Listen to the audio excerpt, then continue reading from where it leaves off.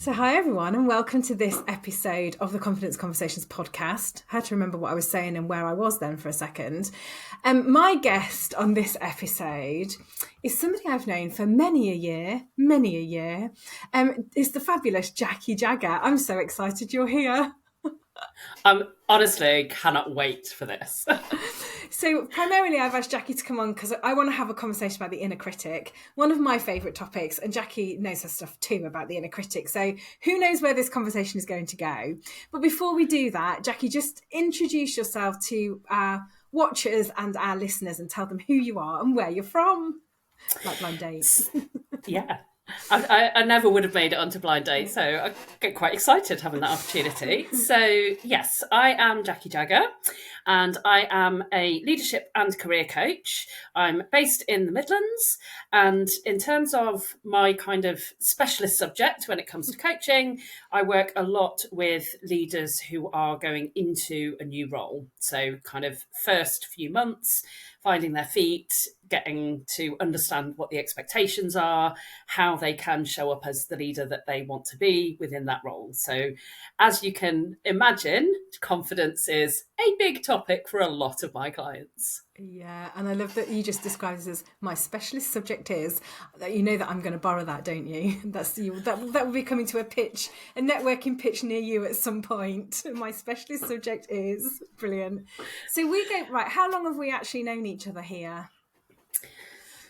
Oh, I 12, want to. 13 years? Yeah, I think so. Yeah. So we worked together very closely on a bra fitting project. Amongst other things, but that's the one that that stands out, for want of a better phrase. And yeah, and I loved working with you because I learned so much from you in that space. And you were quite different to me, right? You had quite a different style, and I mean that in a complimentary way. And I love that because that's where I learn, right? I learn from people that are different from me. I was gutted when you left because I was like, oh, I've kind of found a bit of a person that I really admire here. What do I do now? And then you went into coaching, and then I went into coaching. I was like, well, we talk about a lot of the same things, so it made sense that you came on the podcast. So there you go, Yeah. little nice Google review there for you. Not an ad, Oh, by love the way. it. Thank you. So let's start how we always start with most podcast guests. Tell me what confidence means to you. So I love this question. And for me, this answer has layers. So one of the things that I often do with clients is distinguish between confidence, which I describe as being hard won and easily lost. It's situational, it's contextual to the circumstances, to all of your previous life experiences, and your expectation of success, whatever success might mean in that given specific circumstance. But at the deeper level, and this is where often we find that for a lot of clients, this is where the work comes. For me, there is the self-belief level, and this is that foundational underpinning level. And the way that I describe this to clients is this is about your ability to trust yourself to be okay, no matter what the outcome. Yeah. So yeah, that's the kind of layers for me that I talk to clients about with it. And it's so true, and I love this. Hard won and easily lost piece around confidence because it's so situational. I often describe it as like it's a bit of a roller coaster. You know, you've got that euphoria of being at the top of it, and then when something hits and you suddenly go down, I mean, that's the bit in the pit of your stomach that makes your stomach churn, doesn't it? And the self-belief, I mean, the definition of confidence itself is to trust yourself no matter what the outcome. So this self-trust, and again, that's multi-layered for me in a sense of everything that's wrapped up in that, which it will include your inner critic and how you talk to yourself, the language you use, having self-compassion, having courage to go off and do stuff so you can be confident. And I think this is the thing when I say flippantly almost, oh, I'm a confidence coach. There's so much wrapped up in that umbrella that it's really hard to describe what we do, because you'll know as well as I do when you work with coaching clients that one client, you might be talking actually about that self-belief in its truest form, but with another client, it might be about having a difficult conversation, but that still requires confidence and a bit of courage and a bit of self-belief. Absolutely. And I think one of the things for me is that confidence kind of feels quite intangible, and it feels quite self-indulgent almost. Like, you know, to work with a coach and kind of feel like, oh, I want to improve my confidence, people are almost embarrassed to say that that's the thing. And I will often say as well, actually, it's not, you can't work on your confidence, you can work on your courage, you can work on the skills that will underpin allowing you to have a greater expectation of success. So you can't directly work on confidence, but when you, and I think, you know, your watchers and listeners will recognize, when you feel good, when you feel at your best, your whole demeanor changes, how you show up changes, people experience you differently when you do have that confidence. And so, yeah, for me, it is so important for people to understand their own relationship with their confidence, with their self-belief, with how they show up, because it's kind of like, it's Barocca, isn't it? It's you on a really good day when you've got confidence. When you just think about that and think about what we've just said around, it feels quite self-indulgent. And, you know, maybe in our childhood, we were told to stop being so cocky, or, you know, don't be arrogant. The confidence and that arrogance kind of thing are so closely linked, aren't they? That sometimes it's difficult to distinguish between the two. How often do people look at people and go, wow, she's a lot, or he's a lot, or he's a bit full of himself, when actually what they're displaying is their own self-confidence. Whether it, I mean, And there's a whole conversation to have about whether that's real or not. That's another thing. yeah, and I think a lot of that comes back to a fundamental question around judgment. So when people struggle for confidence, it's often that they are judging themselves first in an effort to avoid the judgment of others. And so that apprehension around, I don't want to be too much, I don't want to be one of the things that people I know in the past have experienced around me is finding me intimidating. And so my demeanor when I used to feel that would be to feel like I should shrink down or be different, or, you know, don't be intimidating, don't intimidate people. And one of the quotes that I heard that I absolutely loved was, I'm not intimidating, you're intimidated. Yeah. And for me, that really speaks to that aspect of, it's about somebody else's perception and we have the choice. And that doesn't mean that I won't display different behaviors in different circumstances and contexts, but I can be true to me and actually leave that judgment and not feel like, okay, maybe you do find me intimidating, and that's okay if I'm okay with myself.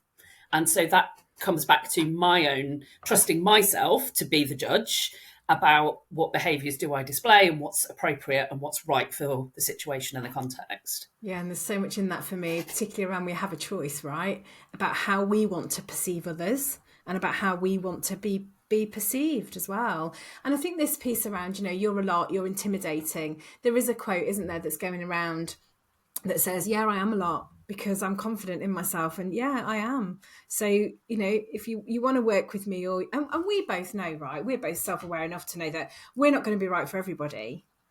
So, Absolutely you not. know, and that's fine, because I don't want to work with everybody. There's another social quote that I really love that says something like, why are you trying to be liked by everybody because you don't like everybody? And how true is Love that? Love it. It's so true. And because we don't, you know, how often do you go, oh, I don't like that person. We do, whether we like it or not, we do it. It's human behaviour. So, yeah, And I also think, though, the less, so when you practice being less judgmental of yourself, you also, as you gain self-compassion, you also gain compassion for others. yes. So actually you do like more people, or you, at least you understand why they're displaying the behaviours they are that you may not find likable. So you can it goes back to when you've got kids, doesn't it? Of, you might, I still love you. I don't like the way you're behaving. I remember that was from a parenting manual in the 80s. I'm certain of it. But it's that element, I think, of the more compassionate we learn to be of ourselves, and the less we judge ourselves, the easier it is to let go of what we think about other people as well. Yeah, that's really true. And I've been doing quite a bit of work on self-compassion. And I like the work of Dr. Kristen Neff as well. She does a lot of work in the space.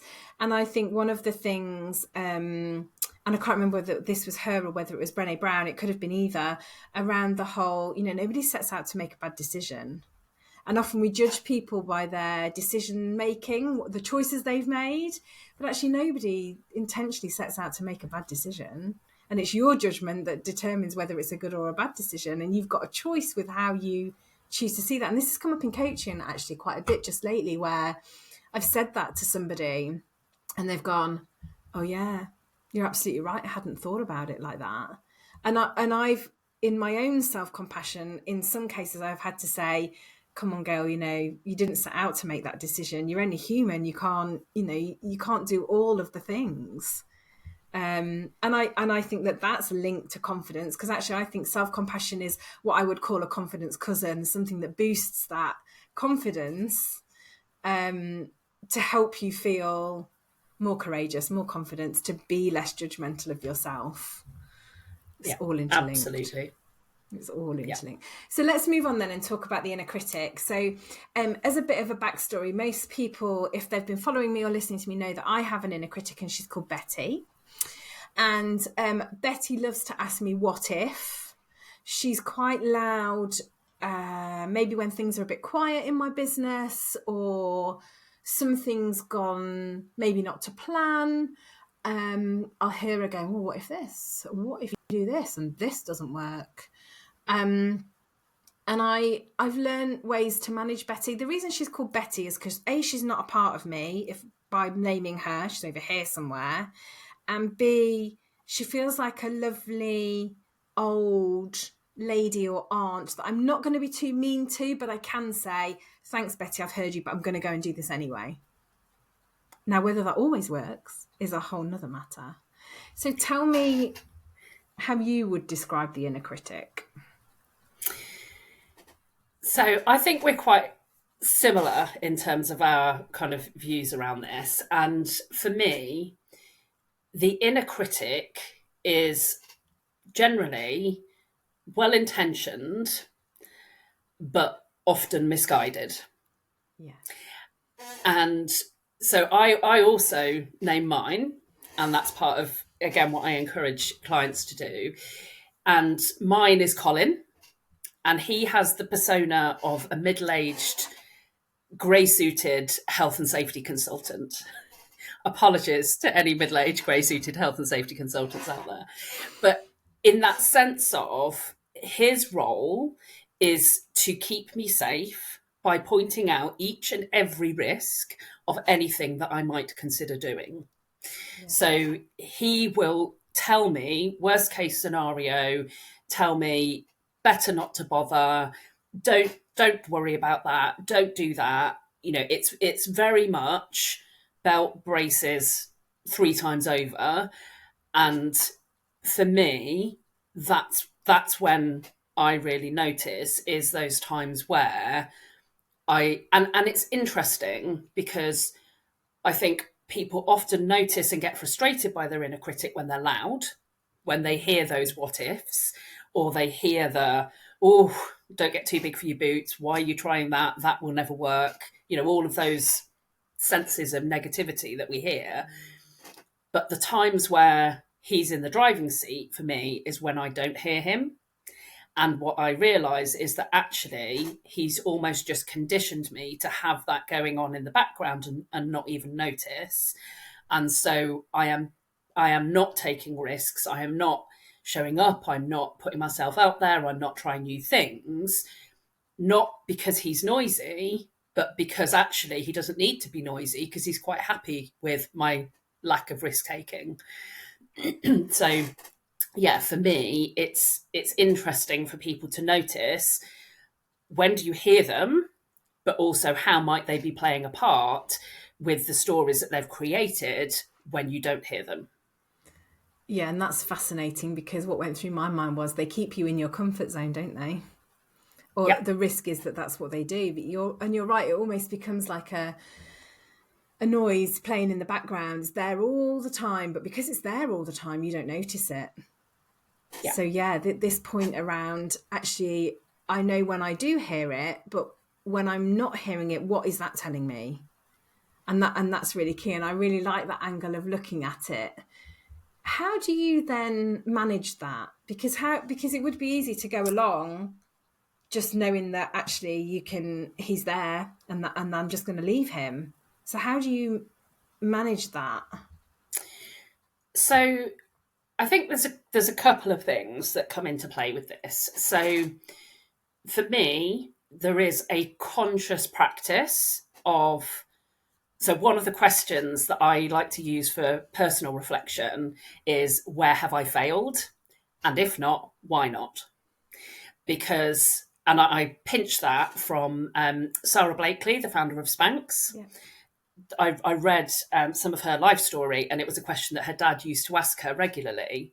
And so when she started her business, she had that conditioning, which is so unusual from an early stage of her life, of the expectation being, if you haven't failed, you haven't tried hard enough. So you should be able to articulate where you've had failures.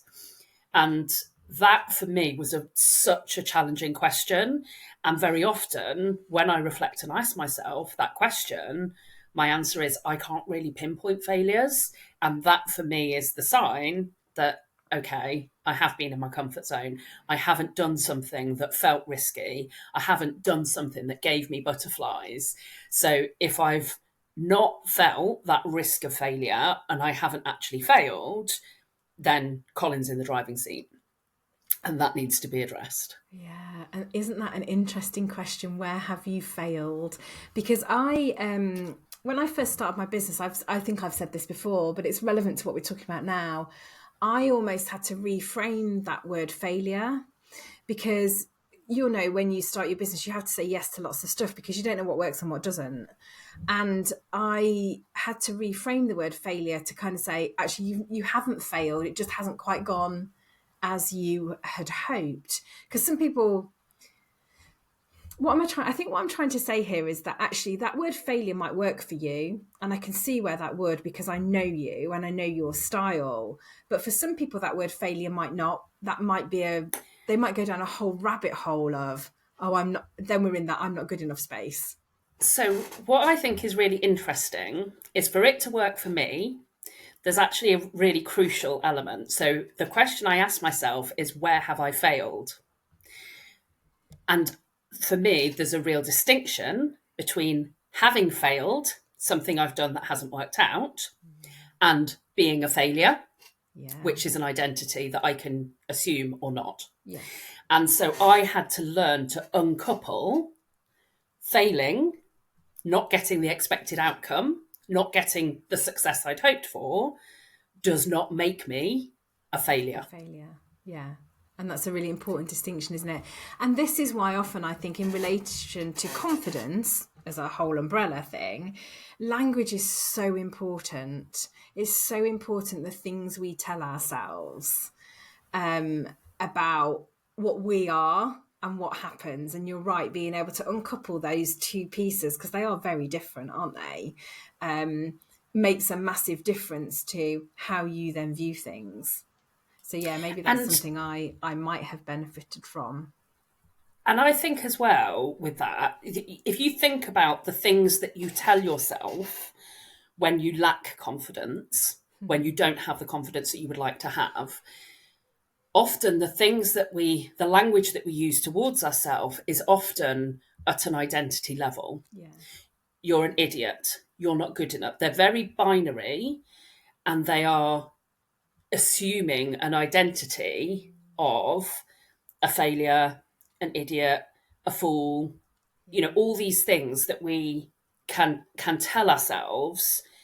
And so is it any wonder that we don't want to take a risk or try something that we don't feel confident for yet? when the potential consequence is that that's what I'm going to have to tell myself. That's the identity that I'm going to have to assume if it doesn't happen, if it doesn't work.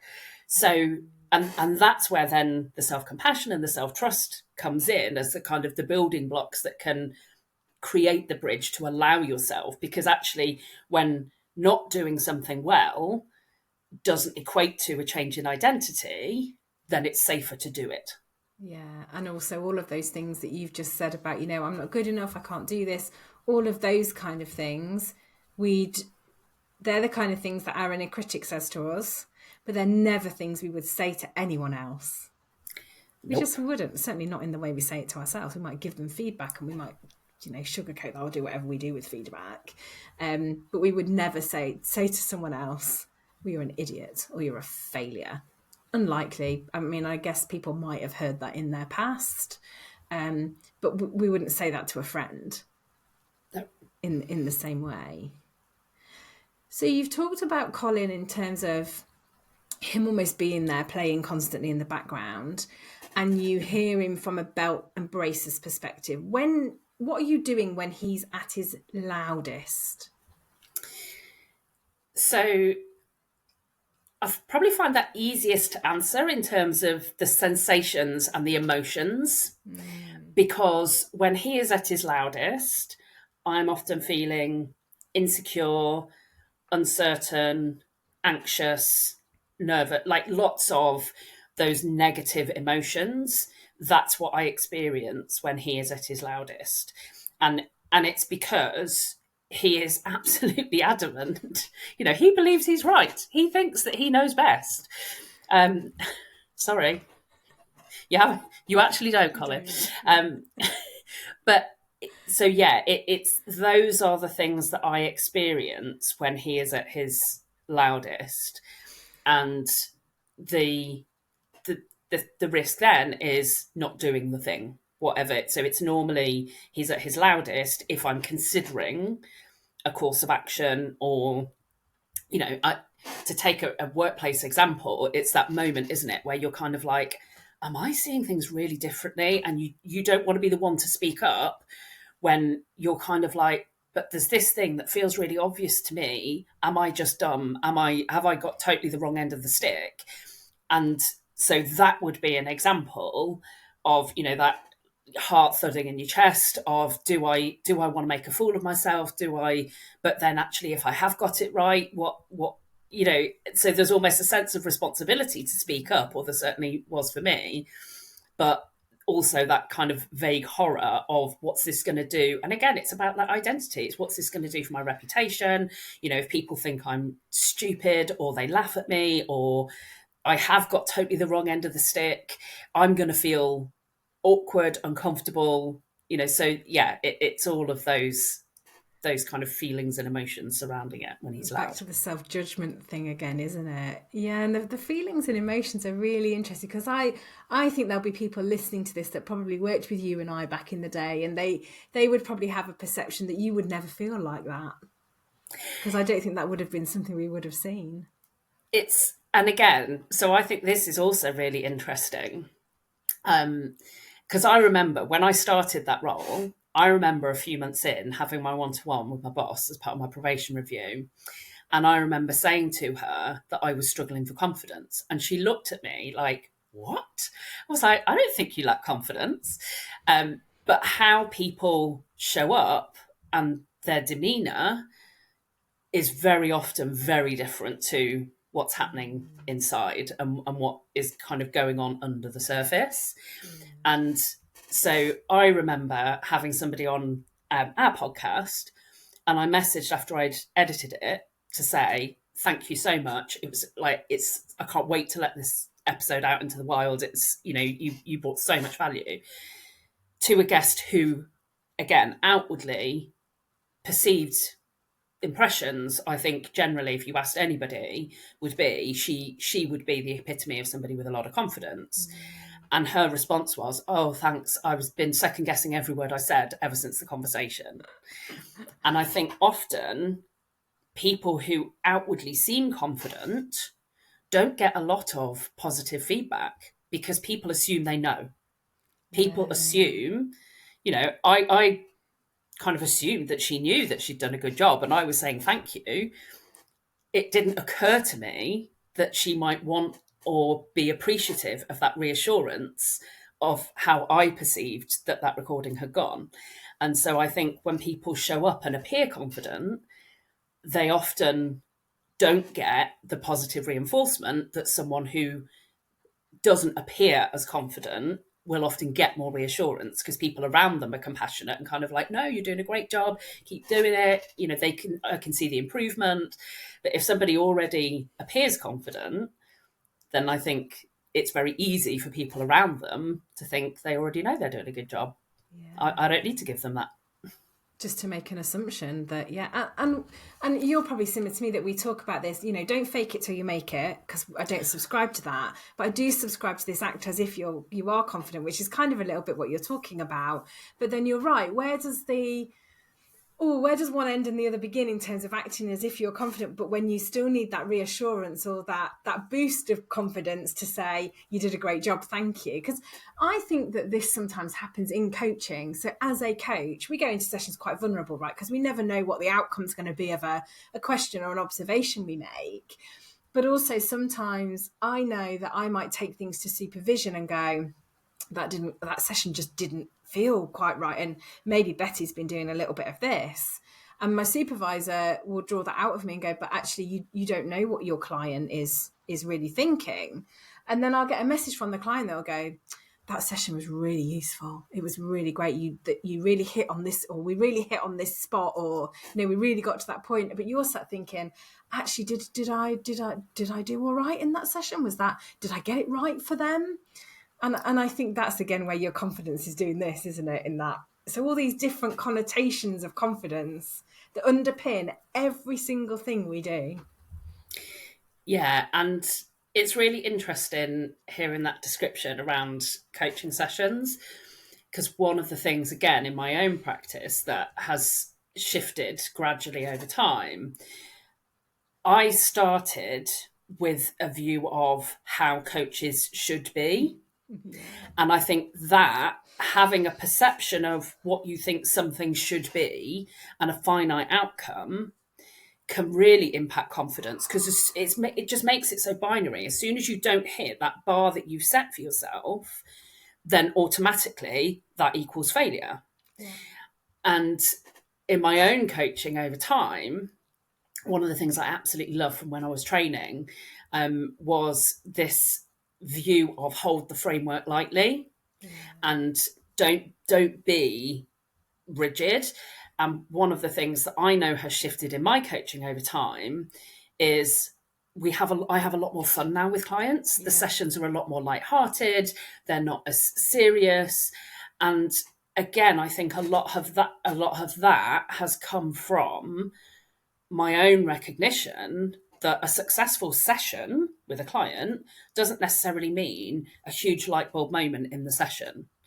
It can be something has just fundamentally kind of shifted a little bit. It can be that something that comes up next time, they realise that actually I handled that differently because of that conversation that we had. So there's all these different ripples that can come out that we have no way of knowing when that session is taking place. And I'm totally on board with this whole hold the framework lightly, or actually don't hold the bloody framework at all, honestly. But somebody described this the other week. We were talking about, there was a few coaches in a room, a group of coaches that actually, with this group of coaches, I never feel any comparison. And I do a lot with a lot of coaches, but I think it's because of some of what you've just said. I think there's an element of, we go off to coach training and we're fed frameworks and this is how it should be and the grandfathers of coaching and all of that kind of stuff. I think coaching shifted. I think you work with what is right for your client, and that might not be a model or a framework. It might just be they need half an hour to rant at you because then they feel better and actually you've done it, yeah? But at the end of that rant, it would then be a case of, what do you want from me now? But this group of coaches, one of them in particular described it as, there's a lot of snobbery in coaching. And wow, that smacked me in the face. I was like, do you know what? I've been doing this for years and you've just like hit me around the face like a wet fish with that, because it's true, isn't it? It is. I think it is. And I think that you and I probably take it with a bit more fun. The sessions are more organic. And do you know what? If there is a model or a framework that might suit a client's situation for them to help see it a bit objectively or a bit differently, that's when I might use it. Yeah, absolutely. And there definitely is snobbery in coaching, but also to pick up on that comparison piece, because again, that's a habit that often undermines confidence. Totally. And I think what people worry about is when they feel less than. So I'm comparing and I feel less than. And I'm just thinking of a particular client that I worked with over quite a long period. And what she then started to recognise in the time that we worked together was almost, I've gone from comparing myself and feeling like I'm coming up short to feeling like I'm kind of above where I feel I need to be, to realising that actually success is not comparing myself to anyone. Exactly. It's comparing myself to yesterday's me. Yeah, stay in your own lane. And I think that is so useful when people are struggling with confidence, because there's almost the pecking order feeling of, and again, that can be really useful for me, is if I notice that I'm feeling better than someone in any given context, that can be a really useful check-in to be kind of like, well, why are you feeling the need to compare? Why does what they're doing have any impact? And I think a lot of kind of education and corporate life can condition a lot of this into people, where they do feel, exams, the whole thing of exams, of grades and how you compare to other people and opportunities that might or might not come because of it. We learn from a young age to compare ourselves. So unlearning that in order to learn true grounded confidence is not an easy journey, but it's important. Yeah, and again, for me, comparison is a confidence demon, right? It's something that impacts that. And there is another podcast actually on comparison that I did with Claire Henley, where we were in a space. So she's actually a mediator, but we were in a space where we were at networking, three of us in a group together. The person we were talking to asked her to go and speak at their networking event, but didn't ask me. And I wouldn't, by the way, I wouldn't have gone anyway. And I'm not just saying that I wouldn't, because it was a networking event that I wouldn't want to be at, not my style. And but that could have been a few years ago a real confidence demon for me, where I'd have gone into a spiral of, well, why did he ask Claire and not me? And that, I thought, so we had a whole conversation about that, because I thought that was really interesting. But yeah, it's funny, isn't it, how sometimes these things creep up and you think you've done a lot of work on it and then suddenly it's there again. But I do love this whole hold the framework lightly, because I remember going to a coaches thing once where we were sharing models, and I just felt like it was a bit of a model off, a bit like, I'll see you this model and I'll raise you this model. And I was just like, oh, but some of them I'd not heard of. And that isn't because I don't take my coaching seriously.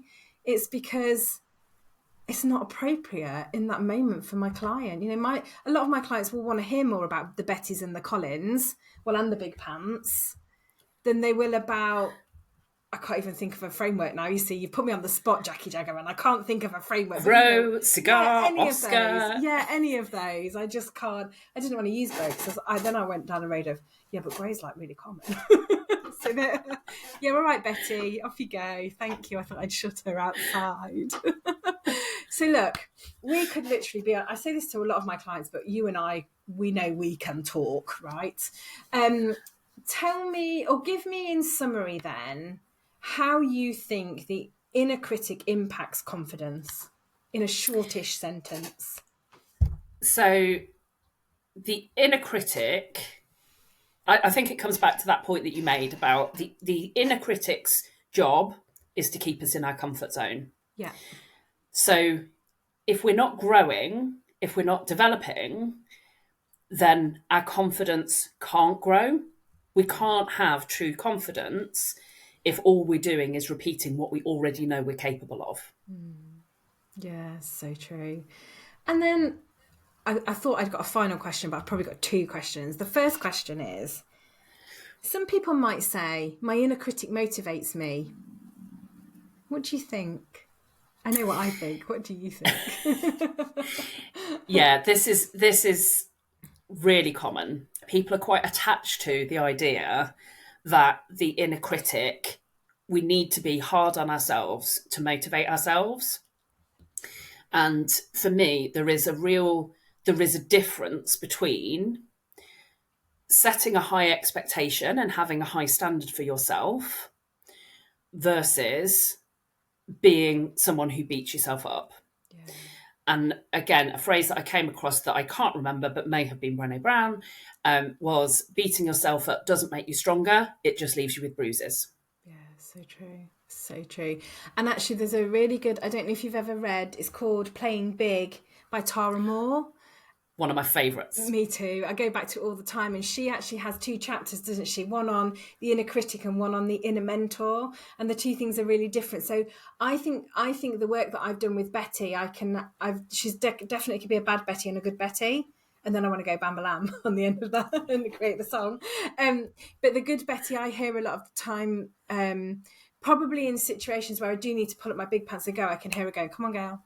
Come on, girl. I can hear that.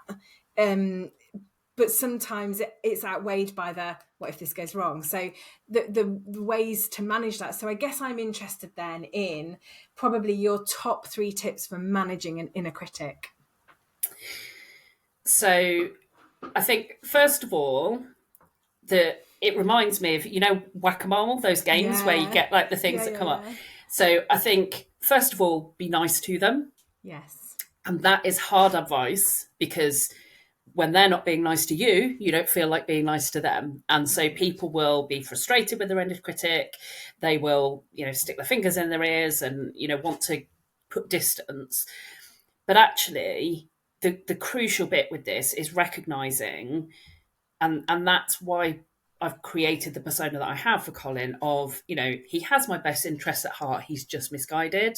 Yeah. And that allows me to have compassion for what he's trying to do and to see the intent is to keep me safe, but the way that he goes about it can be really frustrating. Yeah. And so I think that for me is a really crucial element, is about having that willingness to engage with, seek to understand your inner critic, what's their intention, and not have the kind of whack-a-mole game where you're constantly trying to beat it down and it just pops up somewhere else. Yeah. So I think that would be tip 1, is to kind of engage and be nice. Yeah. Play nicely with your inner critic. A second one, which is kind of a weird tip sometimes, people find this kind of like, but I work with a modality called positive intelligence, and one of the exercises from that is to have a picture of yourself as a child. Mm-hmm. And when you notice that you are speaking to yourself in those ways of talking down, don't be ridiculous, that will never work. And I pull this with clients, actually. I'm thinking of a particular client. I'm going to send this to her when it comes out. But there's a client where I will be like, I'm going to pull the big guns out now. Would you say that to your kids? Wow, yeah. And that for parents, like, if it's not good enough, if you would not say, so often the people that I'm working with want to raise kids who are ambitious, fearless, fully embodied. And yet for themselves, they're handling all of this conditioning that's kind of brought them to where they are. And so it's kind of recognizing that when you have a picture of yourself as a child, it's that same element of be kind, be compassionate. It's that reminder, if it's not good enough to say to your kids or someone else's kids or that version of you before you had all this conditioning that kind of got in the way, then don't be saying it. Yeah. So that, almost what you're hearing yourself say, take that out and speak to that image of a child. you notice how cruel and mean you're being to yourself. So that really can help build that self-compassion muscle. Writes And then that one down. and then what would I say? You know, when you've got like, I've got 17 other options for tip number 3. So I think the one that I'm going to go with is to remember that just because you've believed something for a long time doesn't make it true. Yeah. So be willing to challenge those long held beliefs and recognize they may have served you at that time that they were created, but you don't have to carry all that baggage for your entire life. You can, recognize that something that you have believed to be true for a long time may not be. Yeah. And I think for me, there's something about don't believe what your inner critic says, because they're not always right. Yeah. And I love the picture thing, because I had a picture in my mind of a picture of me, and I'm at my nan and granddad's house, and they had a bigger garden than we had, or it seemed like it was at the time. I don't even know if it was. And I'm like striding across the thing, and I look really confident and like I'm really in charge. And I often think about that photo and think, oh, look, what would the little Gail do, or what would the little Gail say? And but I like this idea of, would you say that to that little Gail that's striding across there? No, of course you wouldn't. So then, yeah, you're right. Why say it yourself? Definitely. Yeah. Thank you, Jacqui. Tell me, before we go, and we'll put this in the show notes, but where can people find you if they want to know more? So you can either go to my website, which is practicalleadershipcoach.co.uk, or I hang out quite a lot on LinkedIn. So you can come and connect with me, send me DMs, chat to me about all things confidence and leadership over there. Jacqui, thank you. I've loved chatting to you, as I always do, but this one's clearly a very public chat. So yeah, thank you. And thanks everybody for listening, and we will see you next time on the next episode.